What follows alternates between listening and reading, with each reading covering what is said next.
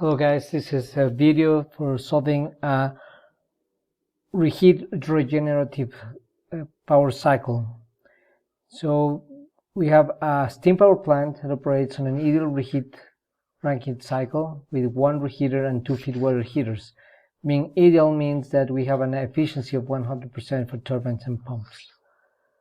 The steam enters the high pressure turbine at 15 megapascal and 600 Celsius, and the low pressure turbine at 1 megapascal and 500 Celsius. The condenser pressure is 5 kilopascal. Steam is extracted from the low pressure turbine at 0.6, and that steam is directed to the closed feed water heater. And some more steam is bleed at 0.2 megapascal for the open feed water heater. In the closed feed water heater, the feed water is heated to the condensation temperature of the extracted steam. That means that temperature 5 and temperature 6 are equal. The extracted steam leaves the closed feed water heater as saturated liquid, which is subsequently throttled, that is expanded, to the open feed water heater. We are asked to show the cycle in a TS diagram with respect to saturation lines. Determine the fraction of steam extracted from the turbine for the open feed water heater. We are going to find out both since we need them. And find the thermal efficiency of the cycle and the net power output for a mass flow rate of 42 kilograms per second. We're going to solve it first using our tables, and in a separate video we're going to solve it using ease. So we start from our top level, the analysis, and we start by saying that the efficiency is the network divided by the Q in. And we can know that the network are the work of the turbine 1 plus the work of the turbine 2 minus the work of the pumps. That we have 2 pumps, so work of pump 2, work of pump 1 minus work of pump 2. As for the heat, we have the heat of the boiler plus the heat of the reheater. By performing first law analysis, in each component we can find out the following relationships. So we need to find out each state, but we also need to find out Y and Z.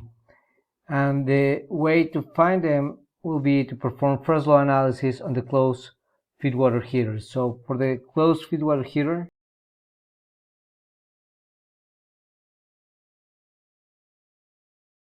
performing first law, we know that heat is 0 because we want all the heat to transfer from the steam to the liquid. Work is 0 because it's a heat exchanger that is rigid, that doesn't perform any work against the atmosphere, and it's a steady state device. So at the end we have, if we expand this, we can find, if we solve for Y,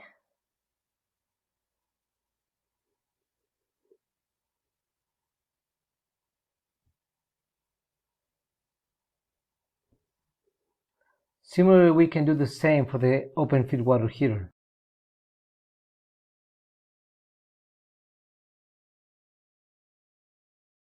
Here again, for the first law analysis, we have this. If we expand this, and notice that we are dividing by the mass flow rate, with the total mass flow rate, so we have, and solving for Z. So now we need to find every state. We're gonna define it and finding using our tables.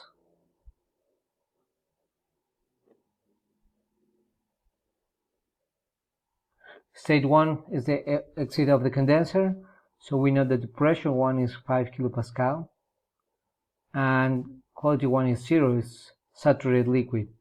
With this we can find H1 and V1.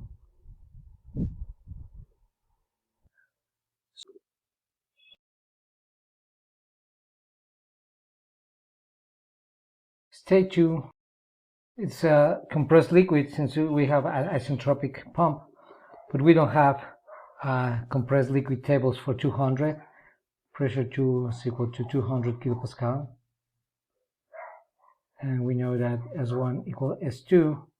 Well, we are going to use this approximation. State 3.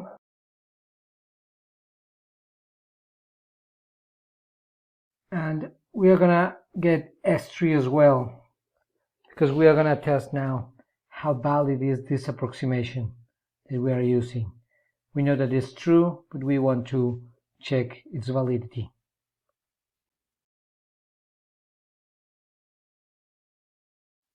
So the first approximation for state 4.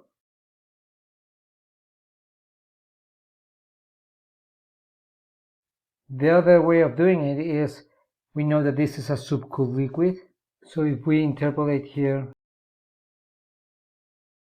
so this approximation is good. Now for state 5,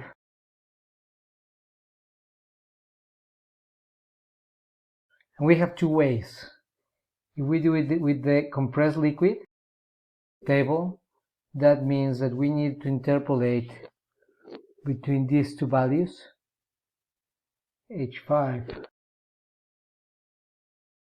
Or we have the second option of having H5 equal to HF at 158.83, and this will be 670.40. The error is 1.2%. For this problem, since we have them, we're going to use this H4, which is the exact one, and this H5. So with this we can find H6.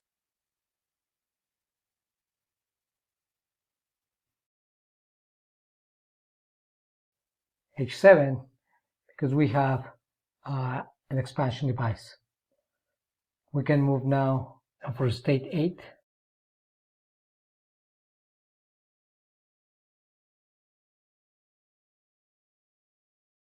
State 9. We can check that S8 is greater than saturation and the SG, so we know it's superheated. And we need to interpolate H9. And state 10,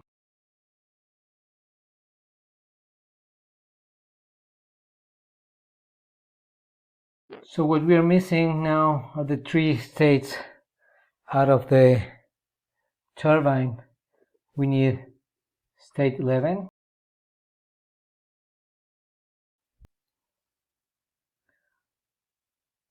.76,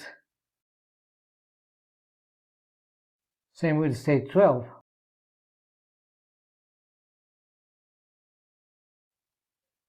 Again, you see that it's superheated, and we need to interpolate between these two values. Finally, we need state 13. That is a mixture.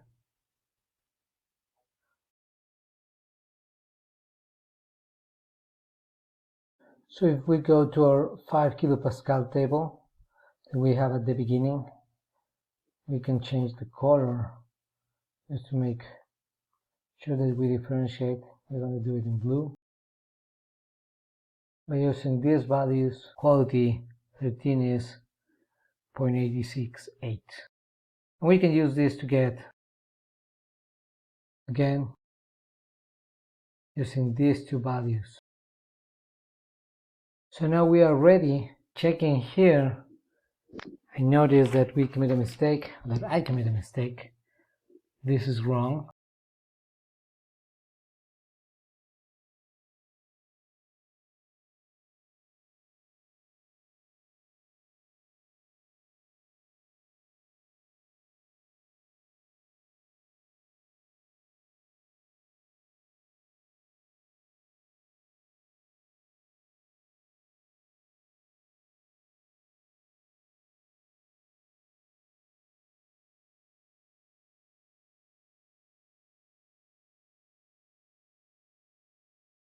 So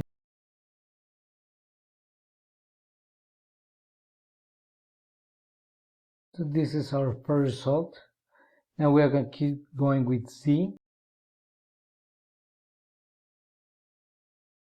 So we have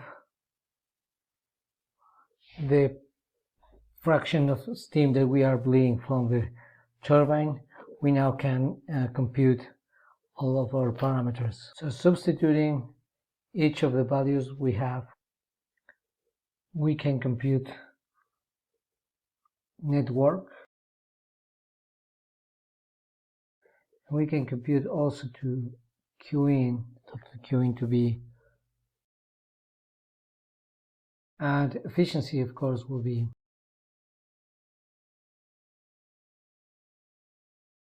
this will be our result. And finally, we need to find out the total power.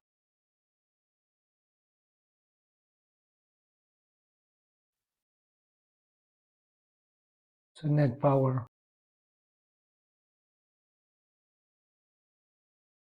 Finally, we can build our TS diagram. So here we have our TS diagram with the saturation lines.